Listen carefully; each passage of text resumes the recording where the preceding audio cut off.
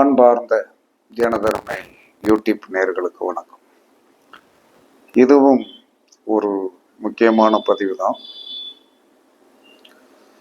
27 நட்சத்திர நபர்கள் தங்களுக்கு விருப்பம் இருந்தால் ஒவ்வொருத்தரும் எத்தனை முக ருத்ராட்சம் அணியணும் அப்படிங்கிற ஒரு விஷயம் இருக்கு. எல்லாரும் 5 முகம் 4 முகம் அப்படிங்கிறதெல்லாம் அணியறதுக்கு சாஸ்திரத்துல விதி சொல்லலை. அந்த விதத்தில் என்ன சொல்றான்னா ஒவ்வொரு நட்சத்திரத்திற்கும் இத்தனை முகம் உள்ளதுதான் நாம் அணிய வேண்டும் என்று சொல்லக்கூடிய ஒரு விதியை முன்னோர்கள் வரையறுத்து சொல்லிட்டாங்க. அதை நம்ம மாத்திக்கிடலாம் முடியாது. அப்ப நீங்கள் ஒவ்வொருத்தரும் இந்த நடைமுறையை கடைப்பிடிக்கணும். அப்படி கடைப்பிடிக்கணும் போது என்ன சொன்னா, அசுவதி நட்சத்திரத்தில் போய் பிறந்தவர்கள் என்ன சொல்றாங்கன்னா 9 முக ருத்ராட்சத்தை அணியணும். இதுல நீங்க ஆன்லைன்ல ஆர்டர் பண்ணி வாங்கலாம், அது கிடைக்குது. பரணி நட்சத்திரத்தில் போய் பிறந்தவர்கள் 6 முகம் அல்லது 13 முக ருத்ராட்சம் அணியலாம். கார்த்திகை நட்சத்திரத்தில் போய் பிறந்தவர்கள் 12 முக ருத்ராட்சத்தை அணியலாம். ரோகிணி நட்சத்திரத்தில் போய் பிறந்தவர்கள் 2 முக உத்தராட்சத்தை தான் அணிய வேண்டும். மிருகசீரிட நட்சத்திரத்தில் போய் பிறந்தவர்கள் 3 முக ருத்ராட்சத்தை அணியணும். திருவாதிரை நட்சத்திரத்தில் போய் பிறந்தவர்கள் 8 முக ருத்ராட்சத்தை அணியணும். புனர்பூச நட்சத்திரத்தில் போய் பிறந்தவர்கள் 5 முக ருத்ராட்சத்தை அணியணும். பூச நட்சத்திரத்தில் போய் பிறந்தவர்கள் 7 முக ருத்ராட்சத்தை அணியணும்.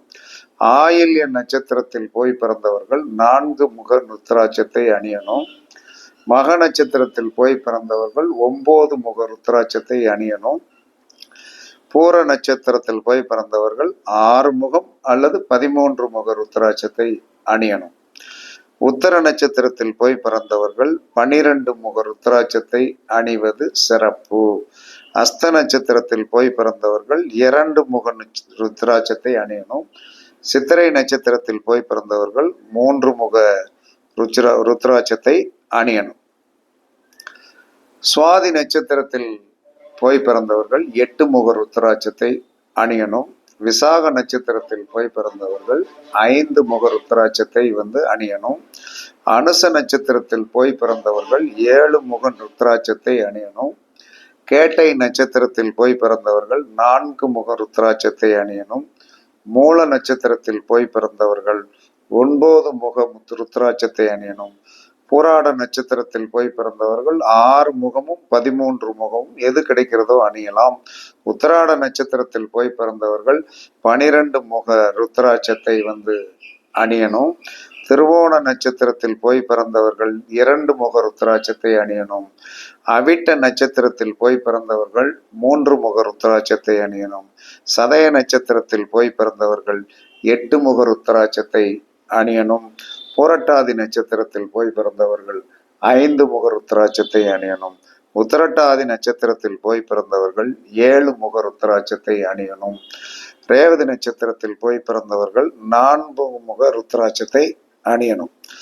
இப்படி அணிந்தீர்கள் என்று சொன்னால், இப்படி ஒரு மனிதன் அணிந்தான் என்று சொன்னால் அவனுடைய வாழ்க்கையில் என்ன சொன்னா, இப்ப எல்லாரும் ருத்ராட்சத்தை அணியணும் அப்படிங்கிற ஒரு எண்ணம் எல்லாருக்கும், நிறைய பேருக்கு எல்லாருக்கும் இருக்குது.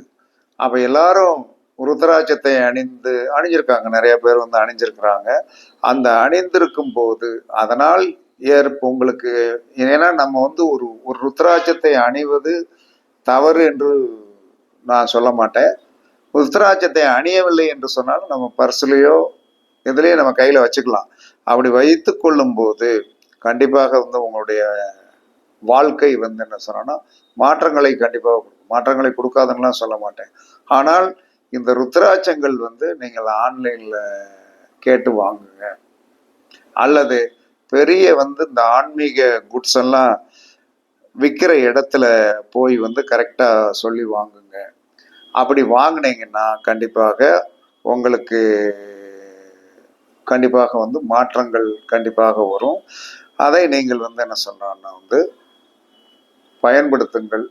பயன்படுத்தினீர்கள் என்று சொன்னால் கண்டிப்பாக சில மாற்றங்களை ருத்ராட்சத்தின் மூலமாக சந்திக்க முடியும் என்று சாஸ்திரம் சொல்லுகிறது. அதனால பரிசித்து பாருங்கள், வெற்றி பெறுங்கள் என்று கூறி, ருத்ராட்சம் சிறந்த ஒரு பொக்கிஷம்தான், இல்லைன்னா சொல்ல முடியாது. அதை யாரார் எப்படி அணிய வேண்டும் என்று சொல்லக்கூடிய எத்தனை முகம் என்பதை தெளிவாக சொல்லியாச்சு. பயன்படுத்தி பாருங்கள், கண்டிப்பாக வெற்றி கிடைக்கும் என்று கூறி உங்களிடமிருந்து விடைபெறுவது சிப்பிப்பாறை ஜோதிடர் சாதி ராகவன் ஜெயபாலாஜி. சுகமே சூழ்க, சுகமே சூழ்க. வாழ்க வளமுடன், வாழ்க வளமுடன். வணக்கம்.